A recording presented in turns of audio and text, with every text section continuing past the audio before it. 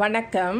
நான் கீதா அன்பழகன். இன்றைக்கி என்ன பதிவு நம்ம பார்க்க போகிறோம் அப்படின்னா, இந்த வைகாசி விசாகத்தில் நம்முடைய வாழ்க்கையில் வளமாக மாறக்கூடிய 5 பொருட்களை நாம் வீட்டிற்கு வாங்கி வந்து வைத்தால் நம்முடைய செல்வ செழிப்பு ஏற்படும். அது 5 பொருட்கள் என்னென்ன அப்படின்னா, முதலாவதாக தேன், அடுத்து திணை.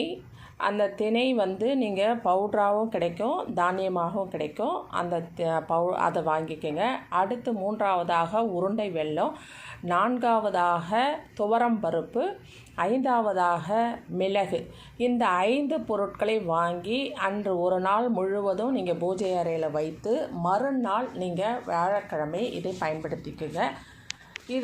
இது மட்டும் இல்லாமல் முருகருக்கு பிடித்த முல்லை மலரை வாங்கி நாளைய தினம் உங்கள் வீட்டில் இருக்கிற பூஜை அறையில் இருக்கிற முருகர் படத்துக்கு இந்த முல்லை மலரை வைங்க. இந்த 6 பொருட்களும் உங்கள் வீட்டில்